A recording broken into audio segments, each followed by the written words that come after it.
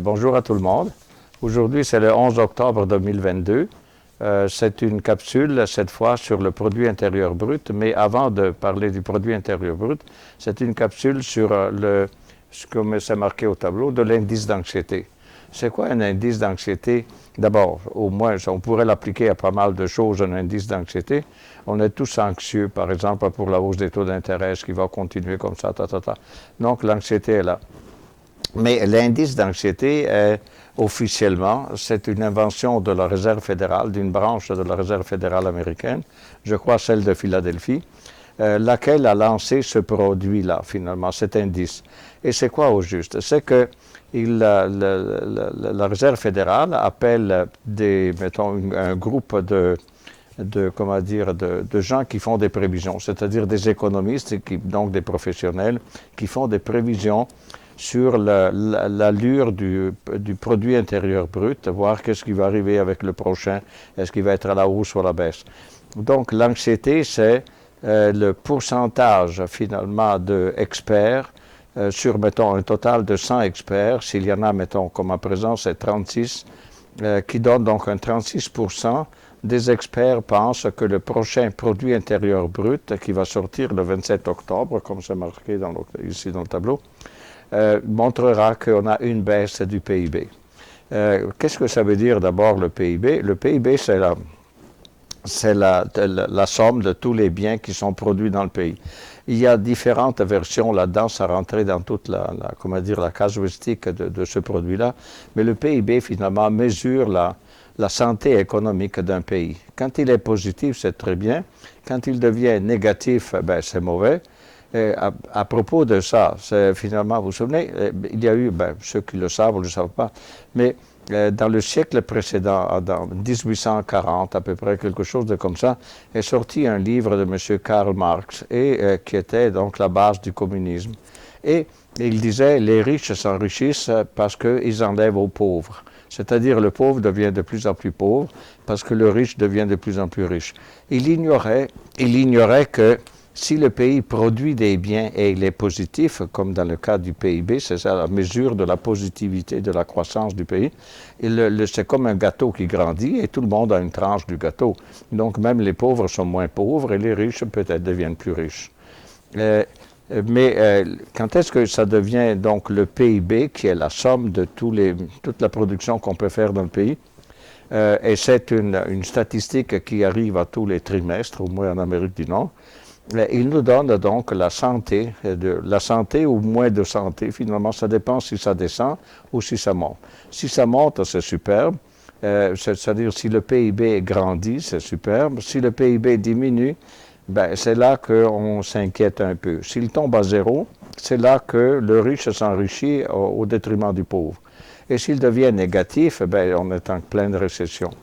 Finalement, l'anxiété, c'est quoi? C'est de voir si ce PIB, le prochain qui va sortir, va être inférieur au PIB actuel. C'est-à-dire, on ne veut pas un PIB qui soit négatif, c'est ça que ça veut dire. Et puis, donc, on ne veut pas non plus qu'il baisse tout en étant positif.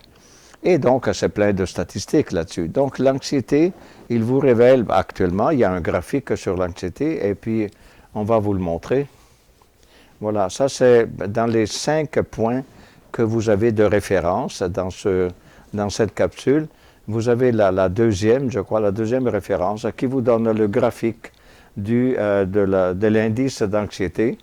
Et naturellement, plus il est élevé, plus ça veut dire qu'il y a de l'anxiété. Donc, si vous regardez à la fin, en 2022, actuellement, nous sommes à peu près, comme je vous disais, à 36%. Est-ce que c'est mauvais? 36%, ce n'est pas aussi bon que naturellement quand il est à 10. Quand il était, dans la plupart des années, voyez-vous, il est très bas. Il est à 5% à peu près. Tandis que là, nous sommes à 36% des experts qui supposent que le prochain PIB, qui va sortir le 27 octobre, sera négatif. Pas négatif, mais sera négativement influencé par la hausse des taux d'intérêt. C'est-à-dire, il sera moins croissant. Est-ce qu'il y a des statistiques numériques là-dessus? Oui, vous les avez. Si vous allez dans je pense, plus bas toujours dans le même numéro 2, mais plus bas. On va voir à présent. Est-ce qu'il y a plus bas encore? Ou peut-être... Parce que ce sont des sites Internet assez complexes, c'est-à-dire avec beaucoup de volets.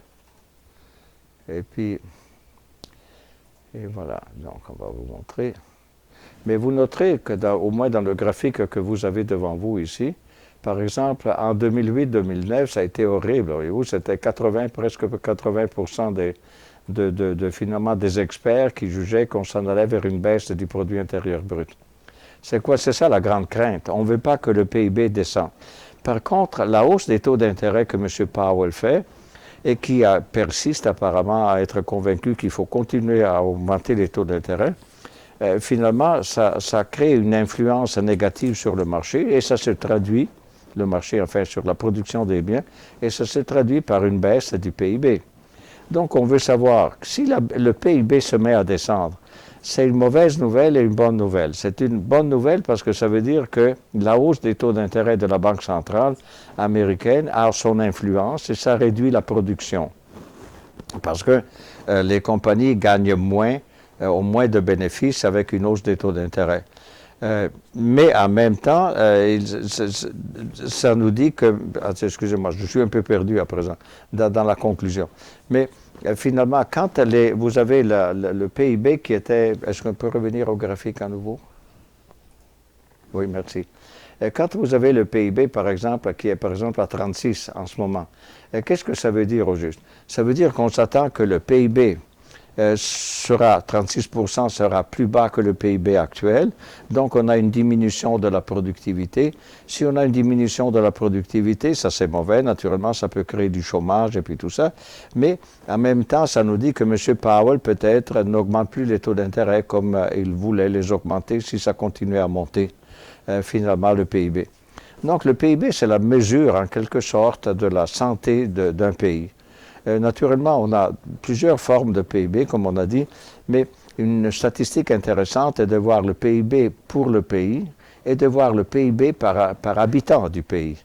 Parce qu'on peut avoir un grand PIB, mais si le grand PIB est simplement parce que le pays est gigantesque, ben, c'est pas si réaliste que ça. Il faut le diviser par le nombre d'habitants et ça nous donne le PIB par habitant.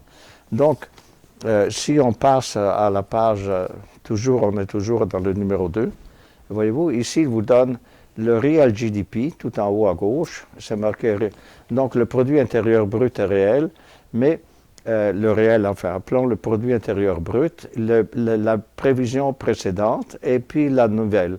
Donc, on prévoit que pour le troisième quart, ça sortira par exemple 1,4 de croissance. C'est quand même positif, mais ce n'est pas ce que c'était avant. Il nous donne ensuite le taux de chômage qu'il prévoit. Mais le taux de chômage prévu, c'était 3,5% et le nouveau, c'est toujours 3,5%. Ensuite, c'est le nombre de créations d'emplois que vous avez, tout ça. Mais finalement, ce qui nous intéresse, c'est le produit, parce qu'on parle du produit intérieur brut sur le gross domestic product, et puis ça vous donne les statistiques prévues. Regardez, il vous donne des prévisions pour le 4e trimestre, donc pour décembre, ça veut dire en janvier de l'an prochain. Ça continue de baisser, voyez-vous. On prévoyait pour le 3e quart 1,4, à présent pour le prochain, c'est-à-dire quand on finit pour arriver en 2023, c'est 1,2. Et puis finalement, ça continue pour en 2023, donc pour le mois d'avril 2023, on se retrouverait avec 1 point. Donc ça baisse. En baissant, ça devrait calmer l'appétit vorace de M. Powell d'augmenter les taux d'intérêt. C'est ça. Mais en même temps, plus lui descend, il faudra que ça devienne négatif, parce que s'il devient négatif, encore une fois, c'est horrible. Un PIB négatif, ça ne peut pas durer très longtemps, parce que ça veut dire que le pays ne produit plus, il mange lui-même en quelque sorte. Et donc, encore une fois, ça crée un problème social. Et voilà, c'est mauvais comme tel. Donc, on regarde le PIB, c'est bien, mais en même temps, on veut qu'il descende par contenter M. Powell, donc il n'augmente pas les taux d'intérêt. En même temps, on ne veut pas que ça crée du chômage trop et puis tout ça. Finalement, ce PIB, quand est-ce qu'il est né? Le PIB est né, si vous regardez l'historique ici marqué, ça remonte aussi loin que 1660. Aux alentours de 1060, le petit signe là indique à peu près. Et il y avait à l'époque la guerre entre la Grande-Bretagne ou l'Angleterre contre la Hollande. Et le roi demandait beaucoup d'argent pour ça. Mais en demandant de l'argent, il taxait en quelque sorte les gens. Et puis, quelqu'un a eu l'idée de voir un peu c'est quoi que l'Angleterre produit pour se permettre de taxer. Donc, c'était un début d'analyse de la productivité d'un pays. Naturellement, c'était juste pour dire au roi, arrête de taxer tellement les gens. Mais en 1695, donc un peu plus loin, 35 ans à peu près, plus tard, on a un autre qui perfectionne l'outil et c'est Charles d'Avenant. Mais ça ne va pas plus loin, je dois vous dire. C'était difficile parce que ça prend toutes les statistiques. Où est-ce qu'il y avait les statistiques à l'époque? Il n'y en avait pas. Et donc, finalement, mais c'est tout. Finalement, on arrive en 1929 et là, c'est la grande crise qui commence aux États-Unis et naturellement pour nous ici aussi au Canada. Et à un certain moment, rendu en 1931-32, quelque chose de comme ça, le gouvernement américain veut savoir quel est l'impact finalement sur la croissance du pays, mais quelle est la croissance du pays, on ne sait pas la mesurer. Donc, il demande à un économiste, à M. Kouznets, de créer, c'était un immigré russe qui avait beaucoup de succès en tant qu'économiste et prévisionniste et tout ça aux États-Unis. Et le gouvernement lui demande de créer un produit qui permet de mesurer finalement la richesse, la production de richesse d'un pays. Et ce monsieur sort avec le PIB et il invente le PIB carrément. À partir de 1934, on a donc le PIB. Naturellement, c'est un produit américain. Je crois que le Canada l'a adopté lui aussi. Mais en dehors de nous, ici en Amérique du Nord, personne ne faisait ça. Par contre, arrive la Deuxième Guerre mondiale et vers la fin de la Deuxième Guerre mondiale, en 1944, dans un petit village pas loin d'ici, dans le New Hampshire, à Bretton Woods, il se crée la base de l'économie mondiale à venir après la Deuxième Guerre mondiale. Et c'est l'accord de Bretton Woods, qui est le village.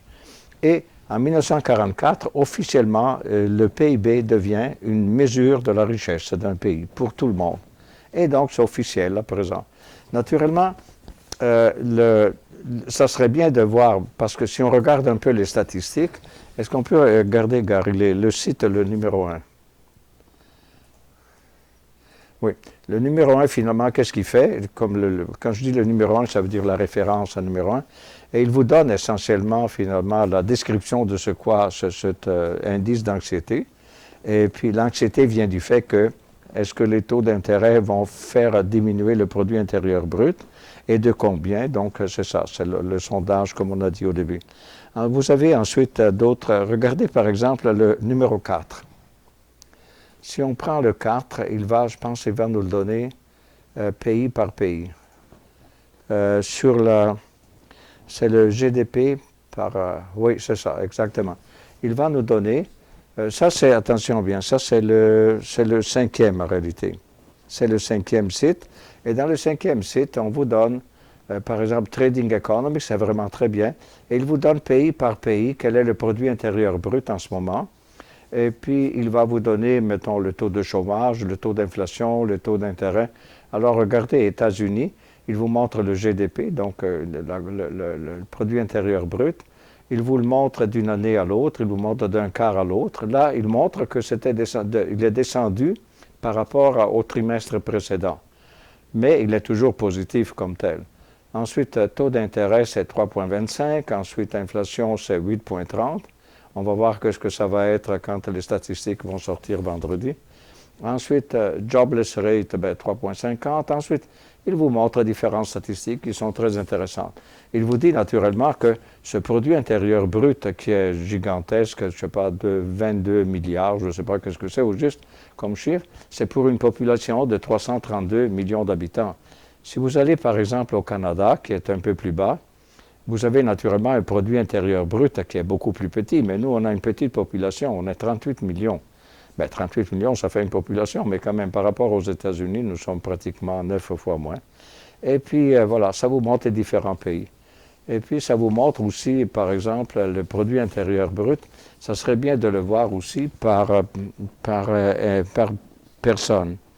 Est-ce que tu veux voir le numéro 4, Gary, s'il te plaît? Est-ce qu'il nous donne pour le... Il devrait nous donner pro capita. Il est là?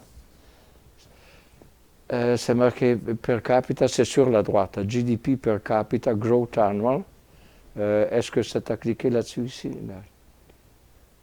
Ici.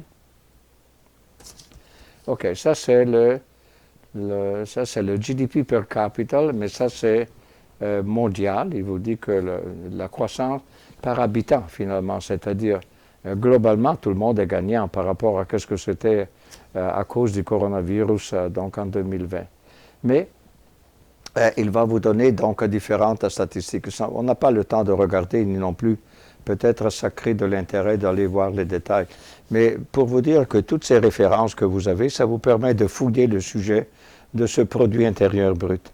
Notez bien que ce produit intérieur brut est un produit récent. À l'époque de l'invention du communisme de M. Karl Marx, on n'avait pas ces produits-là. Donc le monsieur disait, OK, si le riche s'enrichit, le pauvre s'appauvrit. En réalité, le PIB vous dit, si le pays produit, ben, la richesse est distribuée peut-être d'une façon inégale, mais c'est la loi qui doit rendre la distribution plus égale avec la taxation et puis tout ça. Et puis, tout le monde est gagnant. Donc l'indice d'anxiété, on ne veut pas que le produit intérieur brut diminue, mais là, il va diminuer à cause de la hausse des taux d'intérêt, mais on ne veut pas qu'il devienne négatif. Et voilà, et c'est tout pour aujourd'hui. Donc, bonne journée et bonnes statistiques à venir cette semaine.